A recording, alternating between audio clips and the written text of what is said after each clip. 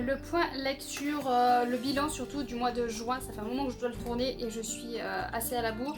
Juillet, août, c'est assez compliqué avec les vacances scolaires, les enfants et tout ça, donc j'essaye de rattraper un peu tout ça, mais c'est compliqué. J'ai du retard sur Instagram, j'ai du retard sur YouTube. On s'en sort plus, mais on va essayer de rattraper ça tout de suite. Donc là, ce sera le bilan des lectures que j'ai fait au mois de juin. Donc on va passer assez rapidement comme d'habitude. Je sais plus si j'ai fait des vlogs ou pas du coup. Je pense qu'au mois de juin, j'en ai fait. Donc farfouiller si vous voulez aller voir un peu plus approfondi, mais je pense qu'au mois de juin il y en a. Au mois de juillet je suis toujours d'ailleurs en cours de vlog parce que je suis sur une lecture depuis 15 jours et je galère un petit peu à la finir, mais on n'en est pas là, on en est là pour le bilan de juin. Enfin il est temps parce qu'on est déjà août et j'ai toujours pas fait ce bilan. Allez, on part tout de suite. Première lecture que j'ai faite au mois de juin, c'est Fugitive de Gadig aux éditions Inceptio. Il était temps que je la fasse parce que ça faisait un moment qu'elle me faisait envie. En plus, ça s'est lu très très vite, c'est très petit. Mais c'est aussi ça qui me faisait peur et ça s'en est ressenti à la lecture. On est avec son nom, Virginia. Donc on est avec Virginia qui veut sauver sa sœur. Elle a un produit qui pourrait potentiellement sauver sa sœur, sauf que c'est une fugitive, elle est recherchée, ils veulent absolument pas qu'elle injecte ce produit à sa sœur et donc elle est poursuivie, elle est chassée. On est dans un monde aussi où il y a beaucoup de technologie, donc c'est très difficile logiquement de se cacher, mais il s'avère que dans cette histoire là j'ai justement eu le problème, c'est qu'elle avait des difficultés tout le long de sa route, mais ces difficultés étaient très rapidement résolues.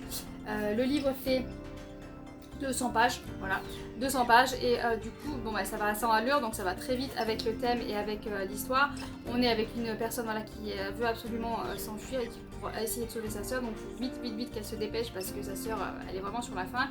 Donc les 200 pages permettent de justement de montrer cette vitesse et cet empressement qu'il y a, mais le petit bug c'est que du coup, eh bien, on ne détaille pas assez les choses et la complexité, quand il y a des difficultés, c'est trop vite résolu et finalement c'est pas si complexe que ça pour qu'elle atteigne sa sœur. Donc voilà, ça c'est un petit côté mitigé, mais sinon j'ai passé un bon moment, voilà, assez distrayant, rapide. Donc entre deux gros pavés, celui-là il est parfait. Après j'ai écouté en audio Idealis, le tome 2 de Christopher Paolini. Je sais pas les éditions parce que vu que c'était en audio, je ne sais pas, faudrait que je pense à mettre la photo là. Grâce à Ned Gallet, je l'ai fini. Je l'ai fini, je n'ai pas tout compris. C'était très scientifique. On est dans l'espace. Je ne sais plus. On est dans l'espace. Il va y arriver un incident dans un vaisseau avec une jeune dame. Tout le monde va mourir sauf elle. Et elle va être dotée d'une sorte de pouvoir, enfin d'une protection. Je sais pas trop comment expliquer ça parce que les mots et le vocabulaire et moi ça fait deux. Et en plus je n'ai pas tout assimilé. C'était assez complexe à assimiler tout parce qu'il y avait vraiment beaucoup de mots scientifiques. Donc c'est très recherché, c'est très, voilà, très détaillé. Mais trop de détails tue le détail. Et du coup moi j'ai eu beaucoup de mal. Je l'ai fini. Je sais pas pourquoi parce que j'étais pas plus attachée que ça. Je pense que c'est parce que je l'ai eu gratuitement. Je pense que c'est essentiellement pour ça. Parce que sinon, je pense que je l'aurais pas acheté. C'est sûr et certain que je l'aurais pas acheté. Et c'est vrai que la fin. Voilà. Donc voilà, ça sortait de l'ordinaire, c'était exceptionnel, mais c'était un peu particulier aussi. Donc bon, une lecture une audio plutôt qui s'est faite et que je regrette pas spécialement de l'avoir faite, mais je suis pas non plus réjouie de l'avoir faite. Troisième lecture du mois de juin, ça a été Le silence des nébuleuses de Amandine Peters aux éditions Explora. C'est le tome 2 et le tome final des couleurs des nébuleuses qui était vraiment génial. Au départ j'avais un peu peur et puis finalement par la suite, voilà. C'est juste le démarrage et une fois que ça a démarré, nickel. Donc on est pareil dans l'espace, on reste dans l'espace. On est dans l'espace avec un équipage, un vaisseau qui est somme toute vivant. Voilà, il ressent des choses, il est vivant. Hein. Et donc ça c'était vraiment génial parce que souvent on dit que les vaisseaux ont une âme, mais là il avait vraiment une âme. Donc c'était appréciable. On a vraiment un attachement à cet équipage. Ça m'a fait penser un petit peu à Steam Sailor. Mais Steam Sailor un peu plus... Voilà, Steam Sailor c'est vraiment jeunesse. Là je trouve Steam Sailor mais un peu plus adulte. Parce que ça fait des pirates de l'air, ça fait une équipe soudée. Ils ont tous un passé très complexe, très difficile. Et j'ai vraiment apprécié, je me suis accrochée vraiment pareil comme Steam Sailor, je me suis accrochée à tous les personnages, ils sont tous attachants, ils ont tous un petit côté voilà, qui nous donne envie de les prendre dans nos bras, de les réconforter. Et puis dans celui-là il y a 3 parties, Et dans les 3 parties, on résout un problème. Et ce qui fait que on nous pose les problèmes dans le tome 1. Et le fait qu'il y ait 3 parties, c'était vraiment très clair, très détaillé. Et donc on a les réponses à toutes nos questions. Et toutes nos questions, donc dans la première partie, on a la réponse à une question, deuxième une autre question, et troisième la dernière question qui nous reste. Donc on a vraiment la réponse à tout, c'est un final, c'est fini, et on a toutes nos réponses. Et donc ça c'est bien parce que moi j'en ai un peu marre des livres qui ne finissent pas et qui ont toujours ce point d'interrogation à la fin. Et là on a toutes nos réponses, donc c'était vraiment un très très bon moment dans l'espace, avec un équipage, une amitié soudée, et j'ai beaucoup aimé voir les émotions évoluer et tout. Alors je vois que, voilà, suivant comment je mets mon livre, c'est un peu délicat, parce que je vous ai dit dans la dernière vidéo que j'avais acheté un trépied, du coup il y a une lumière, mais si je fais ça, vous voyez le rond de la lumière. Donc il faut bien que je vise avec le livre. 4e lecture du mois de juin, Nos âmes au diable de Jérôme Camus et Nathalie Hughes aux éditions Fleuve Noir. C'est à cause de Il est bien ce livre de Sèvres, Il est bien ce livre Il est bien ce... Ouais bon, vous avez compris. Donc c'est elle, quand elle l'avait lu, elle avait commencé le livre en live sur Twitch, et elle nous a lu, elle était toute émue et tout ça, elle nous a lu un passage, et moi ça m'a... Voilà, le passage qu'elle nous avait lu, ça m'a touchée, et je me suis dit punaise, faut que je le lise en fait. Voilà, elle était juste au début, juste ce passage-là, ça m'a touchée, et donc je me suis dit faut que je le lise. Donc là on est avec une histoire d'enlèvement, une maman on va suivre surtout la maman, le ressenti de la maman. Sa fille va se faire enlever, je sais plus quel âge elle a, 10 ans. Sa fille Sixtine a 10 ans, elle va se faire enlever, et donc on va suivre la descente aux enfers de la maman, parce que quand tu sais pas ce qui est arrivé à ta fille, tu sais pas si elle est morte, pas morte, tu t'imagines tout un tas de choses en tant que maman, et tu vas t'imaginer forcément le pire du pire, et tu vas avoir même l'imagination, tu sais même pas jusqu'où elle peut aller, tellement qu'elle va voir des choses horribles. Et moi du coup en lisant le livre, pareil, je m'imaginais des trucs mais invraisemblables. Et on a aussi des chapitres où on voit le côté de Sixtine. Alors ce côté-là, c'est vrai qu'on en voit très peu. J'ai été un petit peu déçue de ce côté-là parce que du coup on en voit très peu, on le voit pas assez je trouve à mon goût. Et à un moment donné, on va très très rapidement, on va sauter vraiment des années. C'est expliqué à la fin, il y a la jeune fille qui va nous l'expliquer et tout ça. Mais c'est vrai que voilà, j'aurais aimé un peu plus de détails sur le côté de Sixtine. Mais bon, ça c'est vraiment un petit bémol vraiment léger. Mais ouais, vraiment j'étais happée tout au long, je l'ai dévoré, j'étais bouleversée, j'étais dedans, mais même moi je m'imaginais des choses et tout, enfin c'était vraiment le côté imagination, il a travaillé là dans ce livre, c'était horrible. Et la fin, alors je sais que la fin m'a posé problème, la toute fin, vraiment le dernier paragraphe, parce que je me suis aussi, pareil, c'est vraiment un livre qui fait vraiment poser des questions en tant que maman. Peut-être si t'es pas maman aussi, hein, pareil, mais c'est vrai que moi le fait que je sois maman, ça m'a encore plus remis en question et refait. Je peux pas vous le dire parce que ça va vous spoiler, mais il se passe un truc à la fin. Et du coup je me suis dit mais moi, qu'est-ce que je ferais dans ce cas-là? Et voilà, et j'ai pas trouvé la réponse, hein, mais je sais pas trouver la réponse, je cherche toujours. Parce que en fait, tant qu'on n'est pas dans le cas, la situation, on ne peut pas savoir ce qu'on ferait dans ce cas-là. Mais c'est vrai que voilà, je me suis vraiment posé la question de qu'est-ce que moi je ferais à cette place. Et voilà, donc je suis pas dans cette position, et je n'ai pas du tout envie d'être dans cette position, on ne sait pas. Mais bon voilà, c'est vraiment une lecture qui m'a vraiment bouleversée et fait poser 1001 questions, donc vraiment. Si le sujet de la disparition de l'enfant et du bouleversement que ça crée chez une maman vous intéresse, allez-y. J'ai écouté en audio, j'arriverai jamais, j'ai écouté en audio Labyrinthe de Franck Tillier, donc c'est un tome 3. Le premier c'était le manuscrit inachevé, après il y était 2 fois ou quelque chose comme ça, et là c'était le Labyrinthe, normalement c'est le point final. Et vu comme ça finit, c'est censé être le point final. Du coup je sais pas si je peux vraiment vous résumer le truc sans spoiler. Je sais pas exactement comment le résumer en plus, parce que maintenant que j'ai mes réponses, j'ai peur de vous dire des bêtises, mais j'ai pas le résumé sous la main, donc il faudrait que je pense à vous afficher le résumé aussi. Comme ça vous lisez le résumé tranquillement si vous voulez. Ça met vraiment un point final à cette saga. Moi, le fait d'avoir lu un autre livre qui n'est pas du tout de l'auteur, qui n'a rien à voir, m'avait fait trouver la réponse de ce livre-là. Donc c'était dès le début, je sentais un petit truc, et puis au fil de l'écoute, je me suis dit, ah, c'est obligé que ça soit ça. Vu comme c'est tourné, vu comme ça se passe, c'est obligé que ça soit ça. Et il s'avère que quand on a la révélation, je me suis dit, bah oui, voilà quoi. Donc voilà, le fait d'avoir lu un autre livre m'a vraiment aidé. alors qu'il n'a rien à voir le livre, donc je sais pas pourquoi j'ai mis X, Y, Z et que j'ai regroupé ces deux livres-là, hein, ne cherchez pas. Je vous dis pas le livre parce que sinon ça va vous aider, si vous l'avez lu ça va vous aider, vous allez comprendre de suite. Mais bon, alors c'est fait un point final à cette saga. J'avais bien aimé, je me rappelle, le premier, le deuxième aussi, mais bon, voilà, ça commençait à descendre. Là, j'ai bien aimé, mais voilà. J'ai trouvé que c'était peut-être trop... Je sais pas, c'est vrai que le fait de deviner... J'adore deviner l'assassin avant qu'on nous le révèle. Mais là, je sais pas. Là, le fait d'avoir deviné un truc avant, ça m'a un petit peu... Je me suis dit finalement c'était facile quoi, parce que d'habitude je ne devine pas. Là j'ai deviné, donc je me suis dit finalement c'était trop simple. Mais en même temps c'était quand même une histoire assez intéressante. L'écoute était agréable. J'ai passé un bon moment. Voilà. C'était pas révolutionnaire, mais j'ai passé un bon moment, on va dire. Après j'ai eu la chance, l'auteur m'a contacté et donc j'ai lu recto et verso en e-book. J'arrive pas à retrouver le nom de l'auteur, c'est dommage, donc je vous le mettrai là, l'image de la couve, j'arrive à la trouver parce que c'est un auto-édité si je ne me trompe pas. Donc là j'ai trouvé ça intéressant, c'est des sujets que j'aime beaucoup, c'est l'histoire de... Je veux l'appeler Jean mais je crois pas qu'il s'appelle Jean. Voilà, c'est l'histoire d'un jeune homme qui va voir sa vie chamboulée suivant une situation, c'est-à-dire qu'on va le suivre... Comment expliquer ça? On va le suivre durant sa vie, donc c'est un employé de banque, je crois. Je crois que c'est un employé de banque qui veut déclarer sa flamme à une secrétaire. Donc il se prépare et tout ça. Et il va prendre le métro et il va se retrouver à la banque. Et voilà. On a cette situation-là. Et on a une situation où dans le métro, il va se percuter avec une autre demoiselle. Et il va tout renverser. Donc ils vont ramasser les affaires et tout ça. Voilà.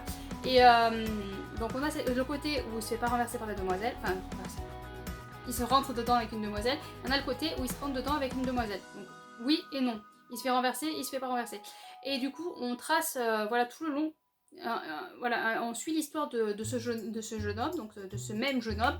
Sauf qu'il y a eu un événement, un tout petit événement, qui a eu lieu d'un côté et un tout petit événement qui n'a pas eu lieu de l'autre côté. Et ça démontre comment un simple petit événement peut changer une vie, peut changer totalement une vie, mais complètement. Et du coup, c'est des genres d'histoires que j'apprécie parce que j'aime voir que, suivant ce qui se passe durant ta route, ça te fait dévier de ta route et ça te fait complètement changer. Et qu'un tout petit rien du tout peut te faire aller soit à droite, soit à gauche, soit dans le mur. Et ça, c'était vraiment très appréciable. J'adore ce genre d'histoire. Après, il y a eu un...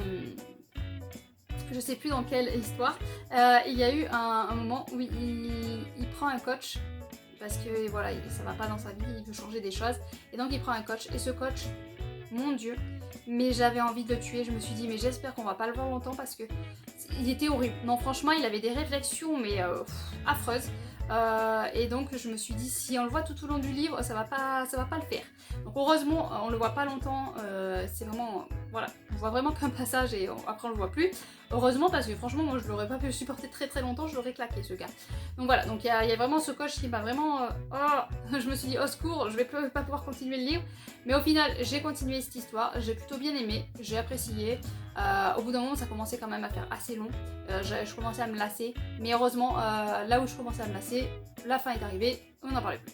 Voilà, donc j'ai pas eu trop de temps, le temps de me lasser, mais c'est vrai que je me suis dit oulala, et hop, c'est bon la fin et on n'en parle plus.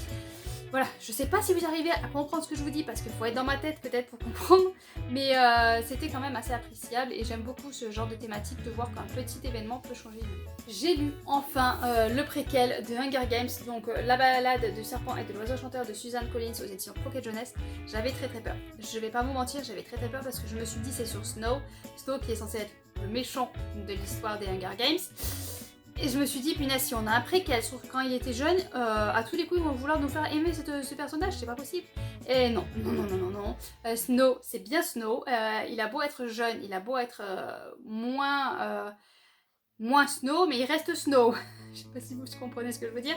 Mais ça reste un personnage égocentrique. On va le suivre donc durant son adolescence. Il va être, on va lui dire voilà, tu fais partie tu vas coacher dans les Hunger Games, tu vas coacher une personne, donc il va se retrouver à coacher une personne du district 12 et il s'avère que au plus tu vas haut dans les districts, au moins ils ont une chance de gagner parce qu'ils sont fatigués, ils sont usés, ils ont du travail assez dur à supporter. Donc du coup, déjà il dit je suis mal barré, et en plus c'est une fille, donc là je suis encore moins bien barrée, mais il va tout faire pour qu'il y ait du monde autour qui l'apprécie, pour essayer de gagner. À un moment donné on croit qu'il a de la compassion, mais en fait non, il n'a pas de la compassion, c'est qu'il veut juste gagner et gagner et gagner.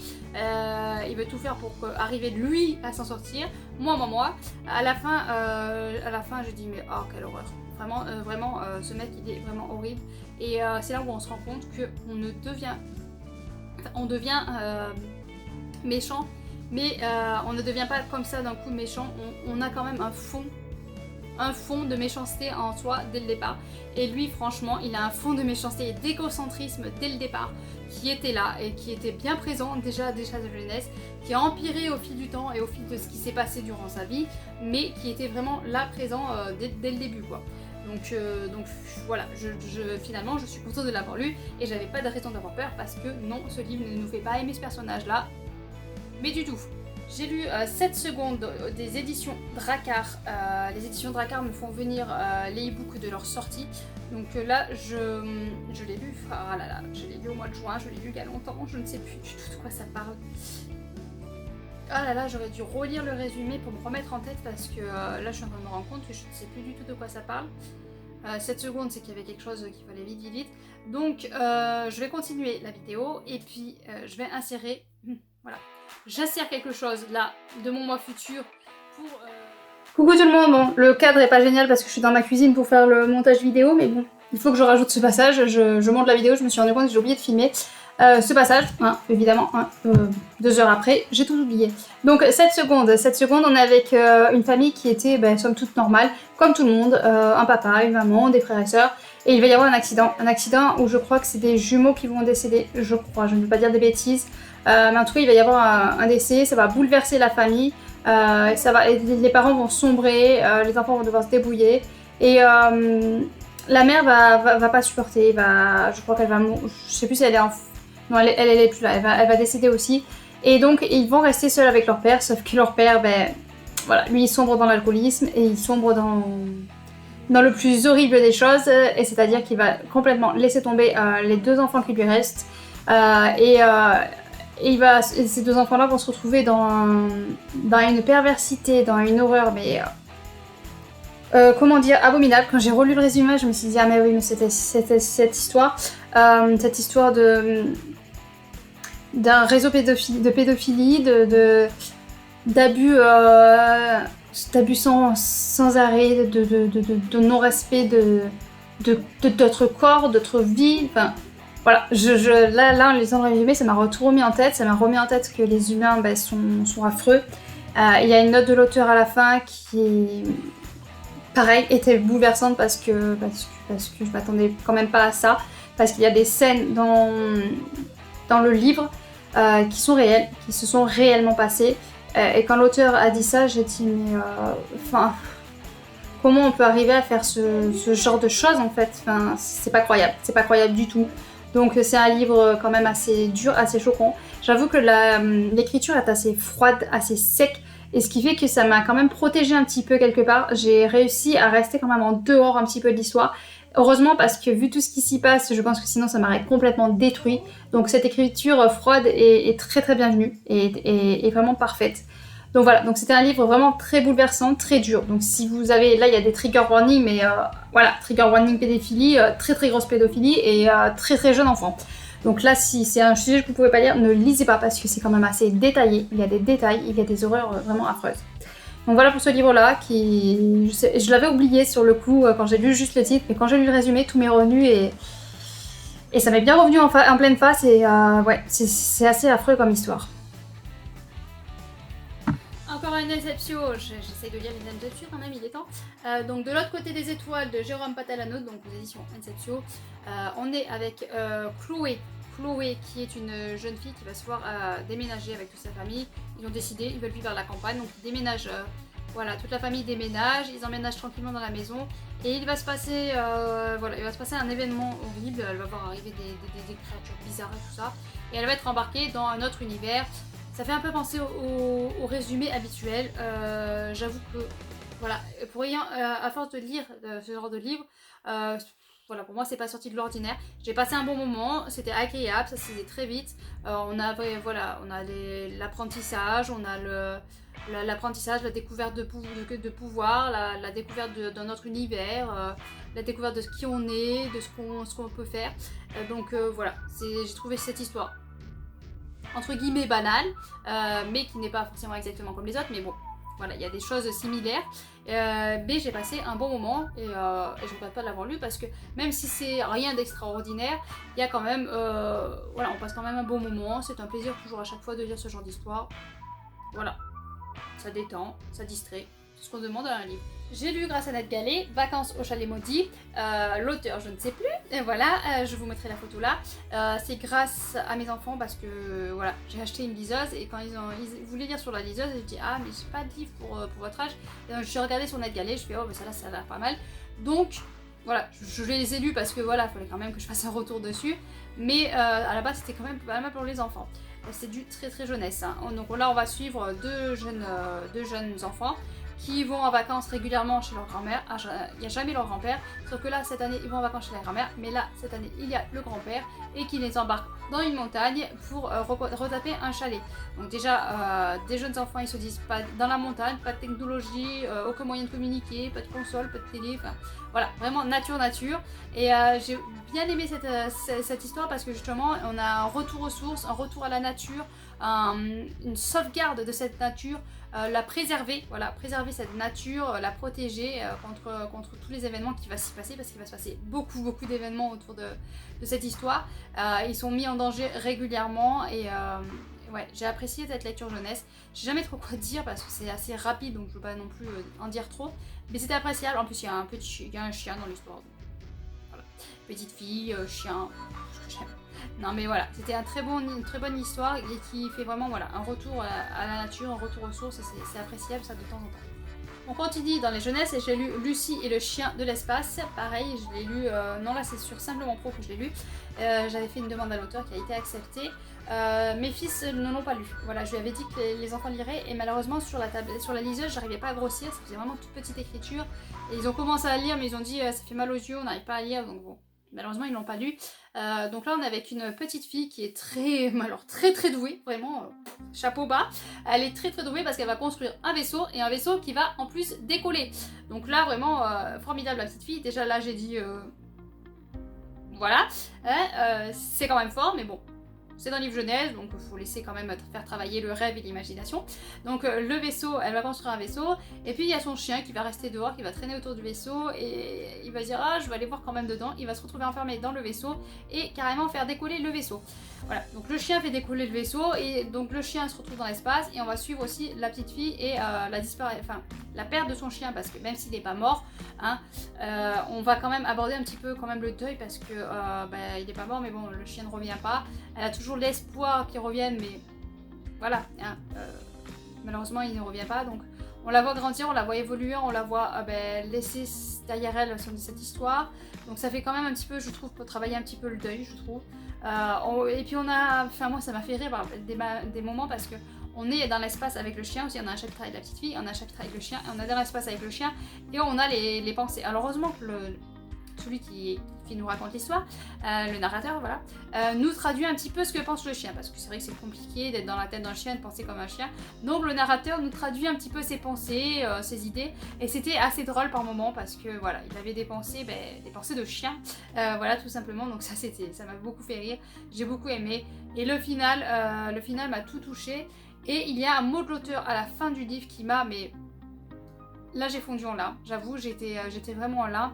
Parce que c'est tiré d'une histoire vraie, voilà, parce qu'avant, je savais qu'on envoyait, qu'ils envoyaient des singes dans l'espace, et là, il s'avère qu'ils avaient vraiment envoyé un chien dans l'espace, et voilà, ça finit pas forcément bien, hein. Quand tu envoies des animaux, ils ont moins quand même de réflexion pour pouvoir essayer s'il y a un problème, de résoudre le problème et pouvoir revenir sur Terre.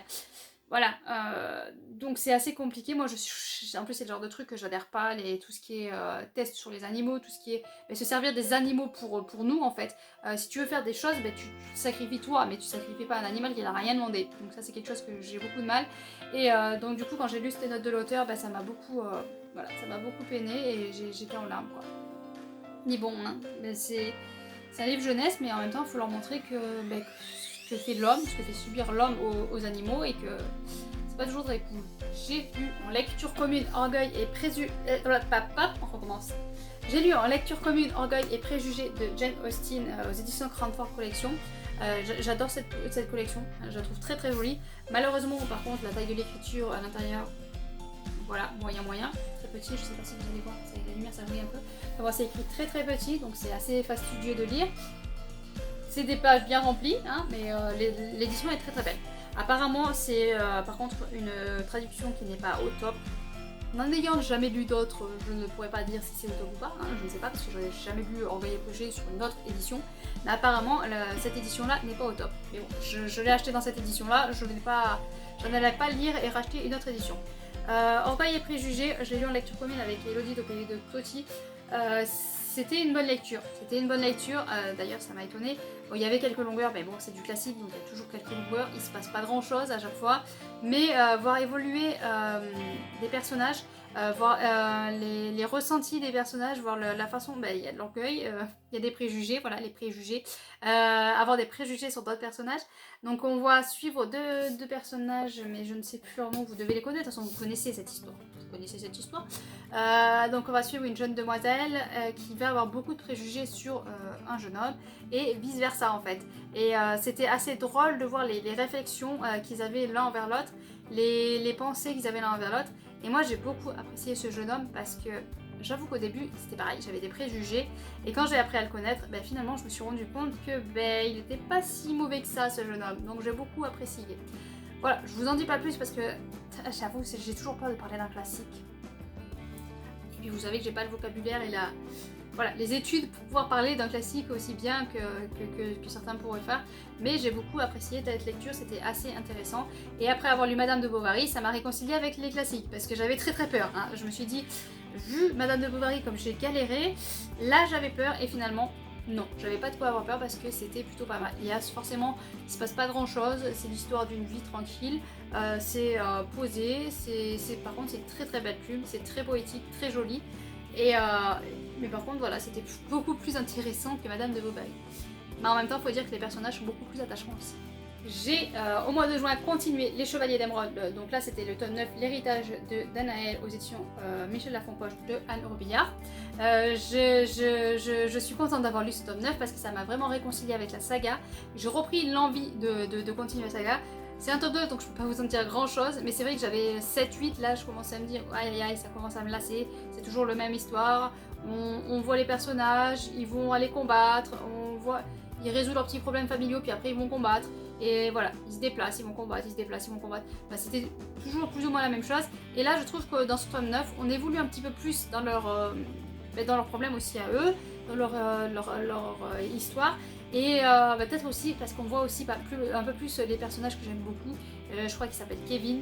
Il y en a tellement des personnages il y a Falcon, il y a Kevin, il y en a pas mal que j'aime beaucoup. Mais c'est vrai qu'il y a des fois où on les voit moins. Mais il me semble que c'est Kevin que j'ai beaucoup aimé.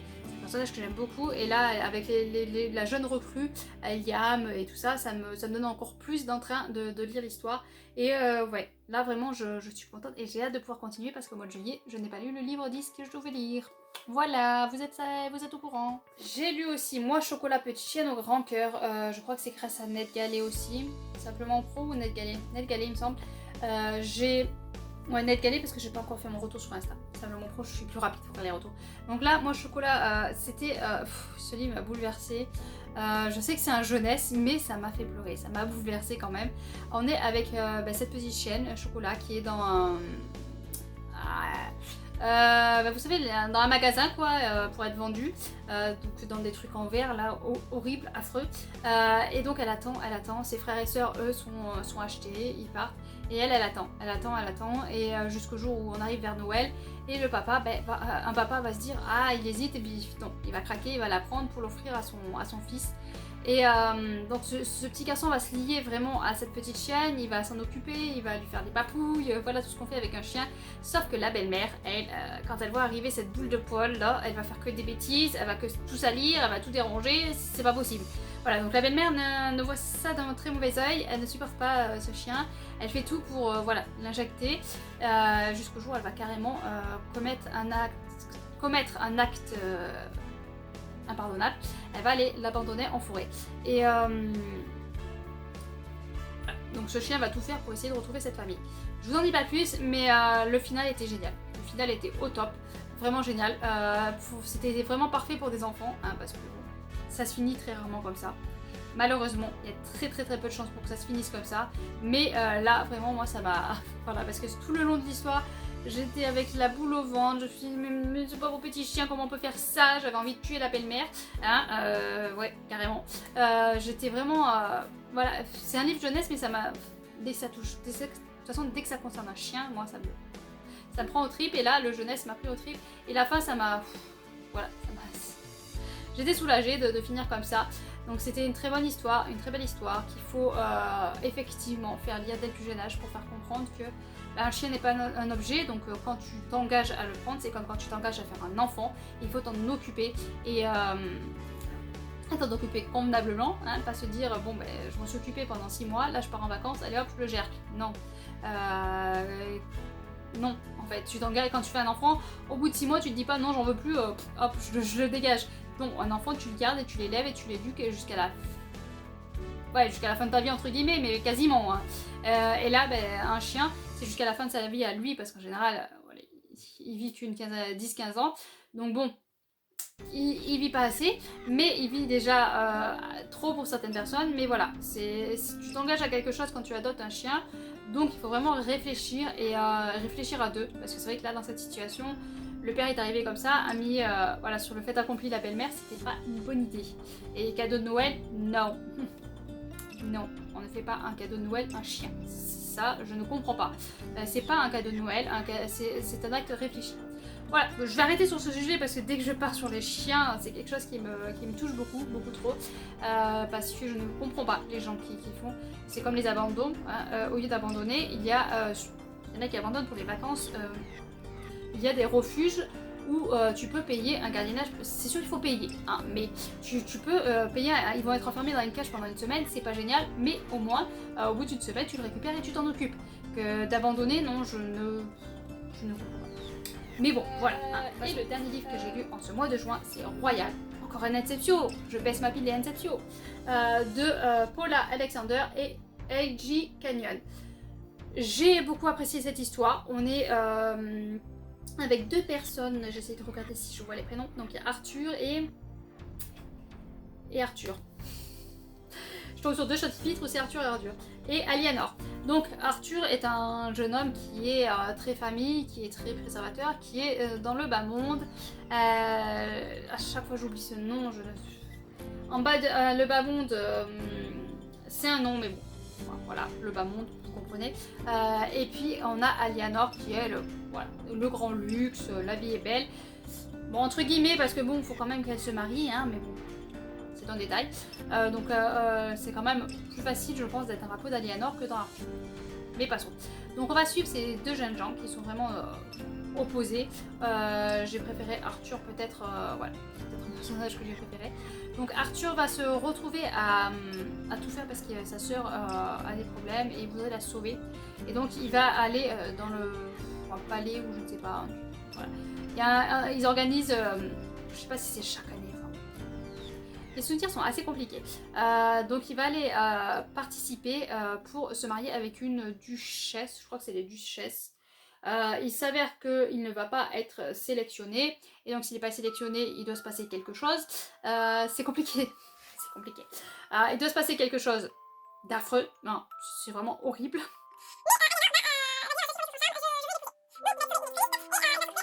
Et va s'en suivre toute une histoire avec une rébellion, avec voilà, plein de choses. C'était vraiment, mais ça se lit très vite. Vraiment, je sais plus combien il fait de pages, mais ça se lit très vite. On n'a pas envie de lâcher le livre. Les chapitres sont assez courts, 350 pages, il n'est pas si petit que ça, mais franchement ça se dévore. C'est des chapitres assez courts, ce qui fait qu'on n'a pas le temps de s'ennuyer. On alterne avec un, on alterne avec l'autre, et on a envie de retourner voir l'autre pour savoir ce qui s'y passe. Voilà, on a hâte de savoir ce qui se passe. On est vraiment happé dans l'histoire. Après c'est vrai que moi, il y avait le côté qui me plaisait. c'est qu'on est dans un monde en 2030 où il n'y a pas eu la révolution, donc la révolution française, donc on est toujours sous la royauté, et on le voit pas tant que ça, je trouve. Ça répercute forcément un petit peu, mais je trouve qu'on n'a pas assez de détails sur ce qui se passe exactement, sur comment c'est géré. Moi, je me suis posé la question, parce qu'on est en 2030, je me suis posé, est-ce qu'il y a eu les guerres mondiales? Vu ce qu'il y a écrit et tout ça, non, il n'y a pas dû avoir de guerre mondiale, mais c'est vrai que c'est beaucoup de choses. Est-ce qu'il y a eu les guerres mondiales? Est-ce qu'il y a eu en 70 un petit quelque chose? Est-ce que, voilà. Et comment ça se passe un petit peu avec les autres pays? Parce que les autres pays, du coup, eux, ils ont évolué. Parce que la France n'a pas trop évolué, du coup. Ils sont restés quand même assez... Le fait d'être restés en royauté, ils n'ont pas évolué beaucoup. On a encore, je crois, les calèches, si je ne me trompe pas. Enfin, il y a très peu d'évolution. Alors que, en 2030, voilà, c'est un peu notre monde à nous. Et il y a quand même ordinateur et tout ça. Là, il n'y a pas. L'ordinateur, il n'y a pas. Il y a peut-être le téléphone, mais encore, je suis même pas sûre. Donc c'est vrai qu'on voit qu'il n'y a pas une grosse évolution, du coup. On reste quand même sous royauté, mais du coup dans l'ambiance royale et donc peu d'évolution. Mais il y a quand même les pays extérieurs qui, eux, ont évolué, logiquement. Et voilà, ça se répercute pas sur la France. Enfin, voilà, je me suis posé un petit peu des questions là-dessus. On n'a pas forcément voilà, toutes les réponses, du coup. Et ça m'a un petit peu peiné, mais j'étais tellement dans l'histoire d'Aliénor et Arthur, tellement dans le vite, un petit peu comme fugitif, voilà, on enchaîne, on tourne les pages et on veut savoir ce qui se passe, on veut savoir comment va évoluer cette histoire, comment ça va se passer. Et donc on se pose les questions, mais au final, voilà, ça nous passe au-dessus de la tête parce qu'on continue l'histoire. C'est arrivé à la fin du livre qu'on se dit, oui, mais ce serait été bien qu'on sache un peu plus l'univers autour.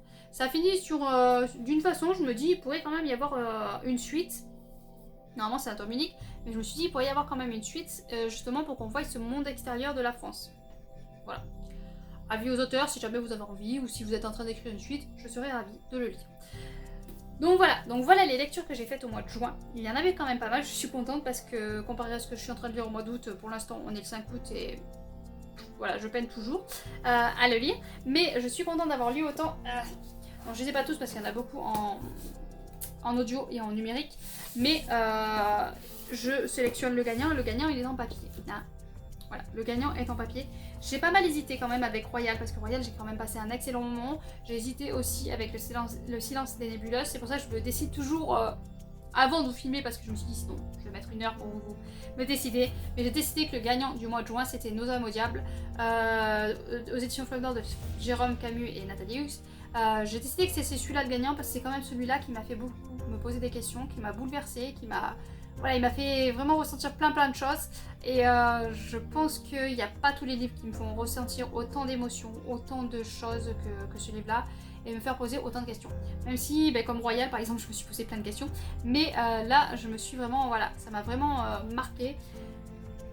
Les situations comme ça, en position de maman qui perd son enfant, en général, c'est des livres qui me touchent beaucoup et qui me marquent et qui ont tendance à rester indélébiles en moi. Mais bon, j'évite ce genre d'histoire parce que j'en ai lu une qui m'a traumatisée et qui m'a tellement marquée que même à l'heure actuelle, ça fait... j'étais enceinte, je crois. Donc ça doit faire 5 voire 6 ans que je l'ai lu. Ça m'a tellement marquée qu'il y a des choses maintenant que j'ai peur, que... Ça se contrôle pas, mais j'ai peur de choses que je ne devrais pas avoir peur, que je devrais être en confiance, et non. Le fait d'avoir lu ce livre-là, ça me fait peur. Et le fait d'avoir une fille, parce que je sais que les garçons, ça craint, il peut y arriver des choses aussi aux garçons.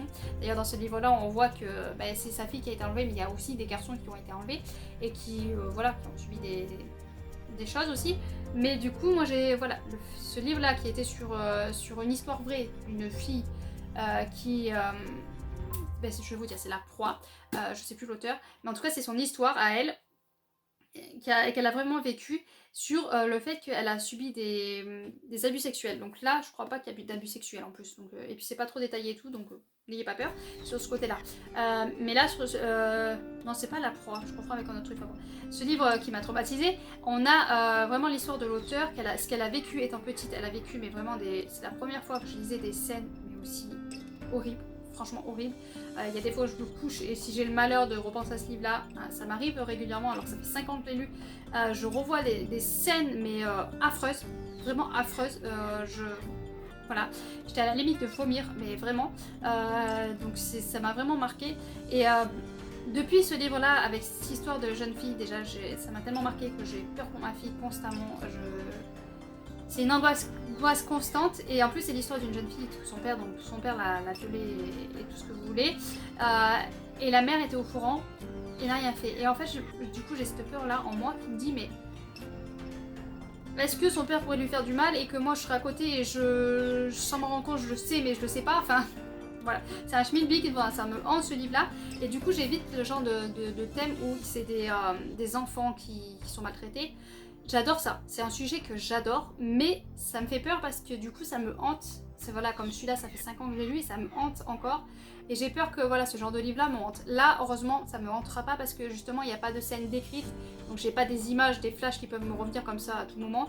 Donc, ça, c'est plutôt intéressant à le savoir. Hein, qu'il n'y a pas, voilà, c'est pas des scènes décrites. Et il y a un niveau viol, en fait, je crois pas qu'il y ait de viol en plus, ce côté-là. Sur ce côté-là de la violence et de la maltraitance d'enfants, je crois que ce côté-là, il n'y est pas. Ou en tout cas, on le voit pas. Je me rappelle plus exactement. Hein. Mais en tout cas, voilà. Par contre, on a le ressenti d'une maman, le bouleversement d'une maman. Et ça m'a vraiment pris au trip. Donc c'est pour ça que c'est mon gagnant. Et c'est vrai que c'est le genre d'histoire qui me touche, qui me prend le ventre et qui me serre les boyaux. Qu'il faudrait plus que je lise, mais qu'en même temps j'y retourne à chaque fois et qu'en même temps à chaque fois ça me bombarde et je sais pas, je suis maso, je sais pas, parce que j'aime ça, mais en même temps ça me détruit. Je sais pas si vous comprenez ce que je veux dire, quoi. Mais bon. Donc voilà, donc c'est le gagnant du mois de juin, tout ça pour vous dire que c'est le gagnant du mois de juin. Je suis partie loin. Donc voilà, donc je suis vraiment, le mois de juin, je suis ravie. Le mois de juillet, heureusement que j'ai lu des BD, hein, parce que sinon ça serait catastrophique. Donc peut-être qu'au mois d'août, il faudrait que j'attaque une série de BD aussi pour lire beaucoup, parce que là, mois d'août, faut vraiment que je finisse le livre que j'ai en cours, parce que c'est une catastrophe. Mais bon, on n'est pas là pour parler des lectures du mois d'août, alors que c'est le bilan des lectures du mois de juin. Je suis pas du tout en retard. Alors sur ce, je vous laisse, n'hésitez pas à me dire ce que vous êtes en train de lire actuellement, ou si vous vous rappelez de ce que vous avez lu au mois de juin, quelle est votre meilleure lecture du mois de juin. Hein. Mais ça remonte. Hein. Sur ce, je vous laisse, je vous souhaite de bonnes lectures, à bientôt.